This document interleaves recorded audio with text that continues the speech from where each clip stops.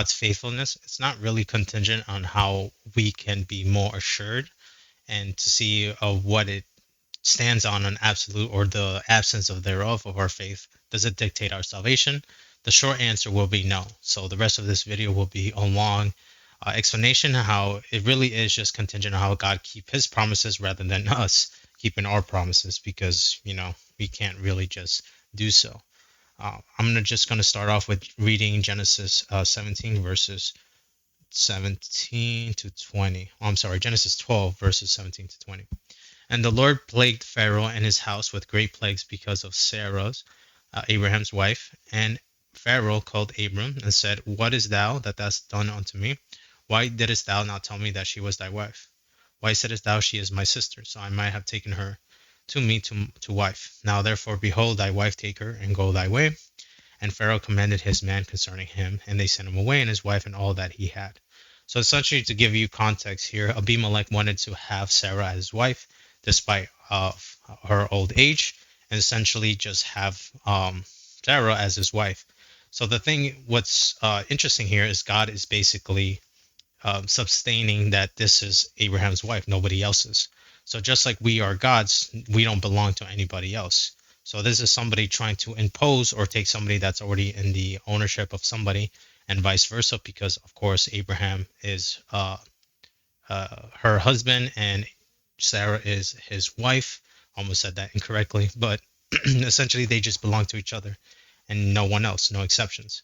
So he just preserves even flawed people for his purposes, deterring others who want to sever this relationship away. Just like if you watch my previous videos, God doesn't want what he joined together to be separate. And that was even the case in the Old Testament.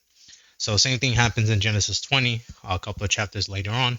And this is in between judging Sodom and Gomorrah for context.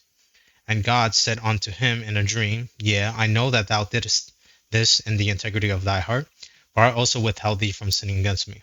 Therefore suffered I thee not to touch her. Now therefore restore the man his wife, for he is a prophet. And he shall pray for thee, and thou shalt live.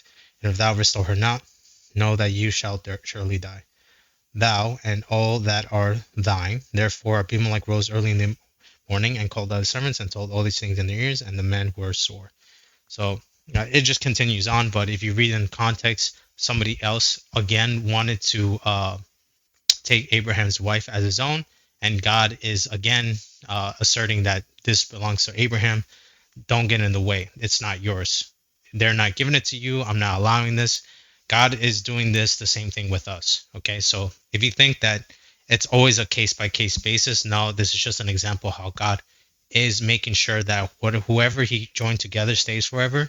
There is absolute no separation, because it's supposed to represent God's faithfulness to his church, to his bride.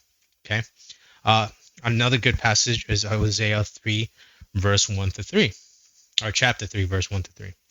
Then said the Lord unto me, Go yet, love a woman, beloved of her friend, yet an adulteress, according to the love of the Lord toward the children of Israel, who look to other gods, and love flagons of wine. So I brought her to me for 15 pieces of silver, and for a homer of barley, and half a homer of barley.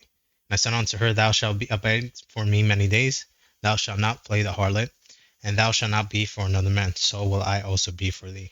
So notice how through Hosea, he's doing the same thing for us.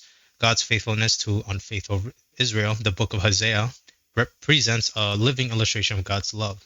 Hosea's marriage to the unfaithful Gomer mirrors God's unyielding pursuit of his people despite their spiritual adultery.